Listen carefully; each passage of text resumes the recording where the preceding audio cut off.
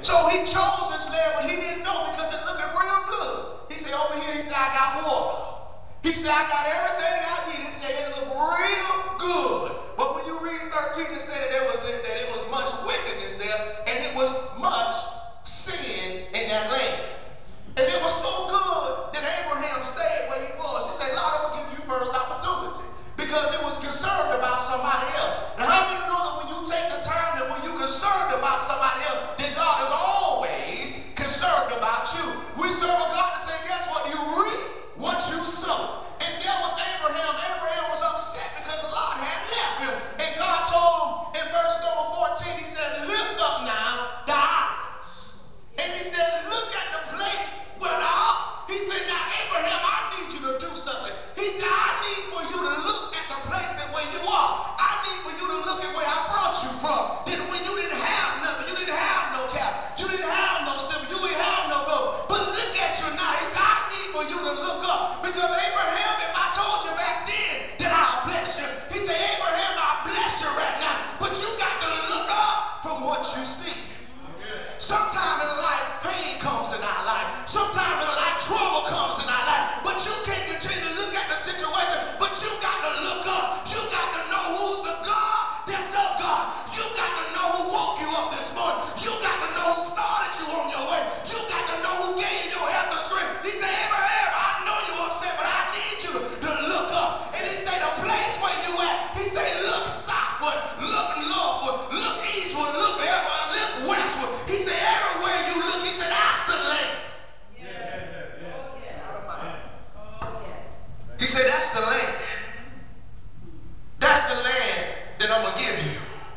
There we go in 15 again, 13 and 15. He said, for all this land I will give thy seeds, that thou seest. To thee will I give it, and to thy seed forever. There it is again. His wife was still barren. He didn't have enough kids, but there it is. God told him again. God said, I'm going to give it to your seed. He said, I'm going to bless your descendant. Meaning God was going to do something special for him. And what I like about it, in verse 17, he arose and walked in the land, in the length of it, and the breadth of it, for I will give it unto thee. Verse number 18 says, then Abe removed his tent. Take another step.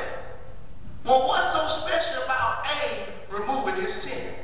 That when God had told him that he was going to burst through those three things, that he took a leap of faith. And the reason why Abraham was always able to please God, because he exercised faith. He didn't look at the circumstance, but he said, God, I'm going to leave you in spite of. And when he left, he decided to go to a place where he set up a tent. And this place was called Moriah. He got to Moriah and he set him up a tent there. But then he went a little further down to Bethel and to Hagar, and there he set up another tent, and he set up an altar.